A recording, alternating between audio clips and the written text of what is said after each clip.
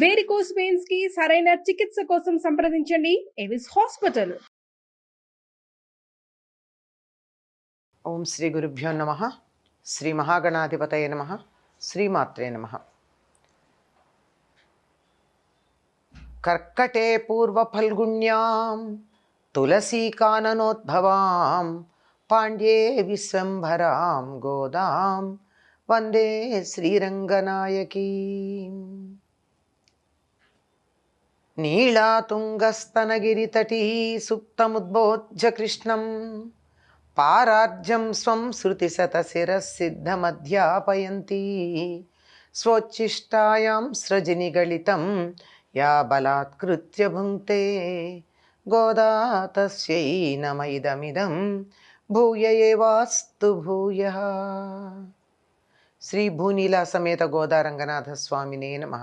మాయనై మన్నువడ మధురై మైందనై తూయ పెరునీర్ யமுனை துழைவனை அயர்குலத்தினில் தோன்றும் மணிவிளக்கை தாயை குடல் விளக்கம் செய்த தாமோதரனை தூயோமாய் வந்து நாம் தூமலர் தூவித் தொழுத்து வாயினால் பாடி மனத்தினால் சிந்திக்கப் போய பிள்ளையும் புகுதருவா நின்றவும் தீயினில் తూసాగుం సెప్పేలోరెంబావాయ్.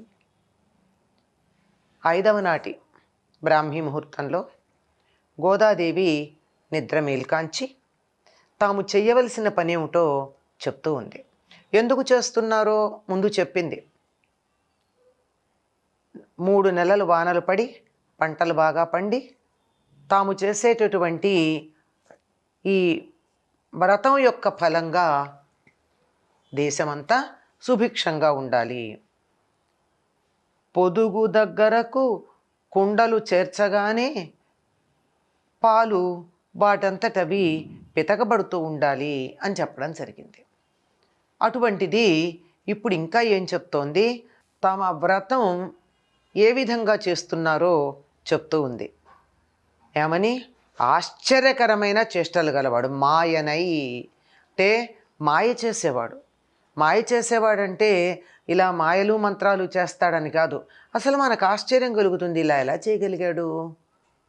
7 ఏళ్ళు లేవే కొండనెత్తాడన్నారు. అది మామూలు వాళ్ళకి సాధ్యమవుతుందా? మాయ అంటే ఏమీ లేదంటారు. ఆధ్యాత్మికవేత్తలు చెప్పే మాట ఏమిటంటే సృష్టిలో రహస్యం కానీ మాయ కానీ ఏదీ లేదు. మనకు అర్థం కాని దాన్ని మనం మాయా రహస్యం అనుకుంటూ ఉంటాం అంతే అని. అటువంటి ఆశ్చర్యకరమైన చేష్టలు కలిగిన వాడు, ఎల్లప్పుడూ భగవత్ సంబంధమును కలిగిన ఉత్తర దేశంలో మధురా నగరాన్ని నిర్వహించేవాడు. వడమధురై, వడ అంటే ఉత్తరం అని అర్థం, ఉత్తర దిక్కు అని అర్థం. వడమధురై అంటే ఉత్తర దిక్కున ఉన్నే మధురని ఉన్నవాడు. ఇక్కడ వీళ్ళకి దగ్గర ఉన్నటువంటిది దక్షిణ దిక్కున ఉన్నటువంటి మధురా నగరం, అది ఉత్తర దిక్కున ఉన్న మధురా నగరం. ఆ మధురా నగరాన్ని నిర్వహించేవాడు. పవిత్రము అగాధము అయిన జలము గల యమునా నది రేవే తనకు గుర్తుగా కలవాడు.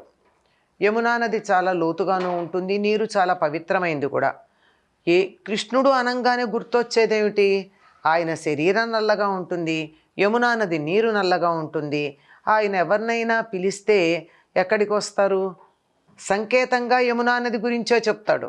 అటువంటి యమునా నది, అగాధంగా ఉండేటటువంటి యమునా నది గుర్తుగా కలిగినటువంటి వాడు. గోపవంశాన్ని ప్రకాశింపచేసేటటువంటి మంగళ దీపం లాంటివాడు.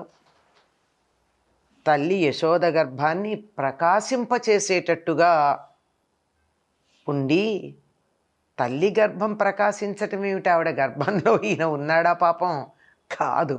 విషయం ఏమిటంటే యశోద కుమారుడు అని చెప్పుకుంటాం కదా, ఆయన తల్లి చేత కట్టబడినటువంటి గుర్తు కలిగినవాడు. పొట్ట మీద దామోదరుడైనటువంటి వాడు కృష్ణ. అటువంటి కృష్ణ భగవానుడి దగ్గరికి మనం పవిత్రులంగా వచ్చి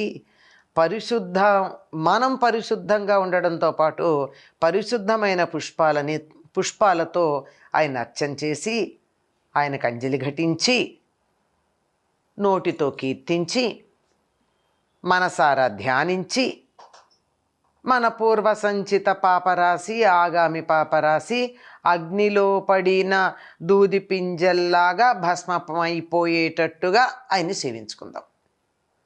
పైన చెప్పినవన్నీ భగవానుడైనటువంటి కృష్ణుడి యొక్క లక్షణాలు.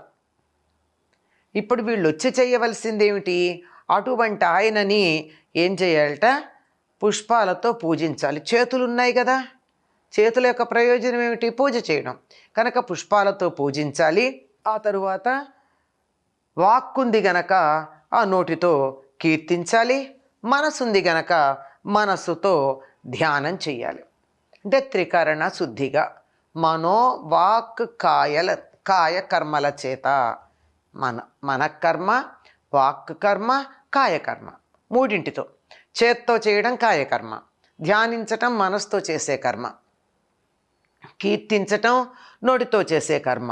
వీటి ద్వారా ఆయన్ని అర్చించి సేవించుకుంటే మన పాపరాశి అంతా అగ్నిలో పడిన దూదిలాగా భస్మం అవుతుంది. ఆ పాపరాశి ఎట్లాంటిది? ఆగామి సంచితం. సంచితం అంటే పూర్వజన్మలలో జాగ్రత్త పెట్టుకోబడినది. మనం సంచి అనే పదం వాడతాం, ఇలా మూట కట్టుకుని తెచ్చుకున్నది, జన్మలలోంచి తెచ్చుకున్నది సంచితం. ఆగామి ఇప్పుడు చేస్తున్నటువంటి పనుల వల్ల మనకి లభ్యమవుతూ ఉండేది, మనం పొందబోతూ ఉండేటటువంటిది ఆగామి. ఈ రెండు కర్మలు పోతాయి. ఇంకేముందండి? ఇంకా మిగిలింది వర్తమానం. ఈ రెండింటి యొక్క జ్ఞానం కలిగి ఉంటే వర్తమానంలో మనకి ఇటువంటి కర్మ మిగిలి ఉండదు. అలా అయిపోతాయి. మనం వెళ్ళి ఆయన్ని సేవించుకుందాం. ఆయన ఎట్లాంటి వాడు అంటే గుర్తులు చెప్పేశారు. మధురా నగరానికి అధిపతి, యమునా నదీ జలాలే గుర్తుగా ఉండి గుర్తించడానికి వీలైన వాడు, గోపవంశానికి మంగళదీపం లాంటివాడు. ఆ వంశం యొక్క ప్రఖ్యాతి ఈయన వల్ల పెరుగుతూ ఉంది. అన్నిటికన్నా మించేమిటో తెలుసా? యశోదాదేవి కట్టినటువంటి తాడు యొక్క గుర్తుని పొట్ట దగ్గర ఉంచుకుని దామోదరుడనే పేరుతో ప్రఖ్యాతి చెందాడు. ఆయనకి దామోదర నామం చాలా ఇష్టం. దామము అంటే తాడు అని అర్థం. ఉదరము పొట్ట మీద తాడుతో కట్టినవాడు. పొట్ట మీద తాడుతో కట్టినవాడు అంటే ఇది ఆధ్యాత్మికంగా చాలా పెద్ద విశేషమైనటువంటి అర్థం ఉంది. కానీ కృష్ణుడుగా దామోదరుడు అంటే తల్లి తాడితో కట్టేసింది. కట్టేస్తే ఏం జరిగింది? ముడేస్తారు కదండి, ఇలా తాడు కట్టి ఇలా ముడి వేస్తారు. ఆ ముడి పాపం గుచ్చుకుంది. ఈ నల్లని వాడికి కూడా ముడి గుచ్చుకుంటే అక్కడ మచ్చ పడిందిటండి. మరి ఆ మచ్చ ఎలా కనపడుతుందో మనకి తెలియదు. ఆ నల్లని శరీరం మీద ఈ మచ్చ ఎలాగంటే నల్లవిస పుష్పంబు మీద తేటి కుట్టిన కందులాగా ఉంది అని బొగ్గన పెట్టిన చుక్క గురించి గోదావైభవంలో శ్రీమాన్ ఇక్కిరాల కృష్ణమాచార్యుల వారు వర్ణించారు. కృష్ణుడు బొగ్గన పెట్టినటువంటి చుక్క ఆ విధంగా ఈ మచ్చ, నల్లని పొట్ట మీద ఉన్న ఈ మచ్చ ఆ విధంగా ఉందేమో. అందుకనే దామోదరుడు అనే పేరుతో ప్రఖ్యాతి పొందాడు. ఎందుకంటే అన్నింటికన్నా చాలా ఔదార్యమైనటువంటి లీలగా దామోదర లీల గురించి చెప్తారు కృష్ణుడి యొక్క బాల్య లీలల్లో. ఏమిటి అంటే, చిక్కడు సిరి కౌగిలిలో ఆ లక్ష్మీదేవికి కౌగిట్లో చిక్కడు సనకాది యోగి హృత్పద్మములన్, సనక సనందనాదులైనటువంటి యోగుల హృదయాలలో కూడా చిక్కడు. ఇంకెక్కడా కూడా చిక్కడండి.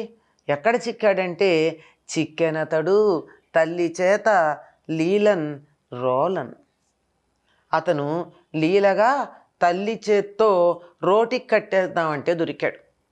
ఏమండి, ఎంత గొప్పవాడండి! ఎక్కడా కూడా ఎవ్వరికీ దొరకనటువంటి వాడు వాళ్ళమ్మ కట్టేస్తానంటే దొరికాడు. అంటే అల్లరి చేస్తున్నాడు, పెరుగు చిలకనీయటం లేదు అని చెప్పి ఏం చేసింది? అది కూడా చిలకనీయటం లేదు కాదు, ఒలకపోసాడు. మొత్తం కుండ పగలగొట్టాడు. పెరుగు కుండ పిలవంగానే రాలేదని రాయి వేసి పెరుగు కుండ పగలగొట్టాడు. దాంతో యశోదాదేవి కోపం వచ్చింది. ఎందుకు రాదండి? కుండ పగలగొడితే పెరుగు పోయిందన్న దానికన్నా శుభ్రం చేసుకోవడం ఒక విషయం. పెరుగు, పాలకుండ, పెరుగుకుండ, కవ్వం, ఆ కవ్వం కట్టేటటువంటి ఒక స్తంభం పాతుతారు. అది ఇవన్నీ చాలా పవిత్రంగా చూసుకుని వాటికి పసుపు కుంకాలు పెట్టి పూజించుకుంటారు పాడి పరిశ్రమ ఉన్నటువంటి గొల్లలు. అటువంటి కుండని పగలగొట్టాడంటే తమ వృత్తిని అవమానం చేసినట్టు. కోపం రాదా మరి తల్లికి? కోపం వచ్చి ఏం చేసింది? కొడుతుందా? కొట్టలేదండి పాపం. అందుకేం చేసింది? మళ్ళీ తన పనికి అడ్డు రాకుండా ఉండాలని అక్కడ ఉన్న రోటికి వేసి తాడుతో కట్టింది. ఆ కట్టినటువంటి తాడు పొట్ట దగ్గర బిగించింది. ముడేస్తుంది కదా, ఆ ముడి గుచ్చుకుపోయిందండి పాపం ఆ చిన్నారి నల్లవాడికి. ఆ గుచ్చుకుపోయిన మచ్చ అయిందిట. నిజంగా పిల్లలకి మచ్చబడితే ఏమవుతుంది? ఎదుగుతున్న కొద్దీ చర్మం మీద ఉన్నటువంటి మచ్చ పోతుంది, నిల్చుండదు. కానీ ఆయన జీవితం అంతా ఉంచుకున్నాడు. ఎందుకు? మా అమ్మ నన్ను కట్టేసింది, ఈ మచ్చ నా పొట్టనే ఇట్లాగే ఉంటుంది, నేను అమ్మకి ఎప్పుడు కట్టుబడతాను అని తల్లి మీద ఉన్నటువంటి అభిమానంతో ఆవిడికి కట్టుబడ్డాను అని చెప్పడం కోసం పొట్ట మీద ఆ మచ్చను అట్లాగే ఉంచుకున్నాడండి. అటువంటి దామోదరుడున్నాడే, ఆ దామోదరుణ్ణి సేవించుకోవడానికి మనం వెళ్ళి మనం శుచిగా ఉండి శుచైనటువంటి పుష్పాలతో అర్చించి అటువంటి వాక్కులతో ఆయన్ని కీర్తించి మనసుతో ధ్యానం చేద్దాం. ఆగామి సంచిత కర్మలు పోతాయి. రండి రండి, మనం చేయాల్సిన పని ఇది అని చెప్పి గోపికలంటే ఎవరు? నందవ్రజంలో వాళ్ళు కాదు, శ్రీవిల్లిపుత్తూరులో ఉన్నటువంటి గోదాదేవి చెల్లులు. వాళ్ళందరినీ తాను గోపికలుగా భావించుకుంది గనక రండి రండి అని చెప్పి వాళ్ళని తనతో స్నానవ్రతానికి తీసుకుని బయలుదేరింది గోదమ్మ. స్వోచ్ఛిష్టమాలికా బంధగంధబంధురజిష్ణవే విష్ణుచిత్తతనూజాయై గోదాయై నిత్యమంగళం. స్వస్తి.